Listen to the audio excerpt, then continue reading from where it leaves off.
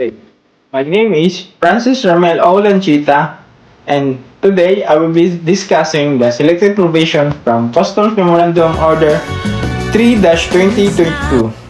And I will talk about Section 2, Administrative Provision, Section 10 to 12, which is focused on specific documents and their purpose of customs bonded warehouses. And finally, the provision on penalties, violation, and compliance. So in Section 2, Administrative Provision.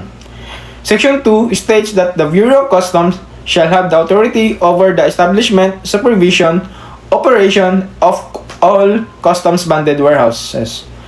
In simple terms, this means that the Bureau of Customs is the main authority in charge of customs bonded. They make sure that these warehouses follows customs law and goods stored inside are properly regulated to prevent misuse. Now that we understand who has authority over bonded warehouses, let us move on to the specific documents required for their operation, which are discussed in Section 10, 11, and 12. So in Section 10, 11, and 12 are requirements. So in Section 10, require a customs warehousing entry for goods admitted into a customs bonded warehouse. So in Section 11, warehouse, a withdrawal entry for goods taken out whether for export or local consumption. And Section 12 requires supporting documents such as invoice, packing list, and bills of lading to accompany every entry.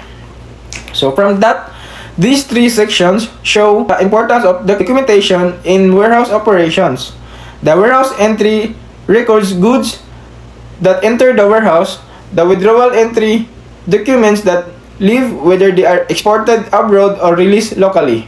Finally, supporting documents like invoice and bills of lading prove the details of the shipment. Together, these documents ensure transparency, proper monitoring, protection of government revenue. After knowing that the required documents, the next important question is, what happens if a bonded warehouse fails to comply with the rules that explained in Section 18? So the Section 18 is talk about suspension and closure of CBWs. So in Section 18 provides that a bonded warehouse may be suspended or closed if the operator violates customs law, fails to meet obligation, or commits fraud. In other words, for me, customs has the power to stop a bonded warehouse from operating if it fails to follow the rules. This could be due to non-payment of duties and taxes, fraud, or any serious violation. This ensured that only responsible operators are allowed to continue. Along with suspensions or closure, there are also penalties that serve as consequences for violation.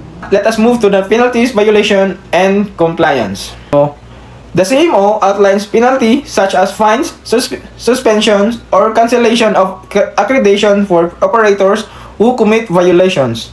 This simply means that if a bonded warehouse does not follow customs rules, they may face fines, temporary suspension, or even permanent closure.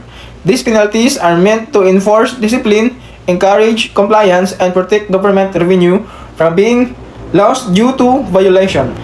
In conclusion, to conclude, the CMO 3-2022 strengthens customs control over bonded warehouses. It clearly defines who has authority, identifies the requirements for monitoring, provide rules on suspension and closure, and imposes penalties for violations. All of this ensured accountability, compliance, and protection of government revenue. That's all for my topic, and thank you.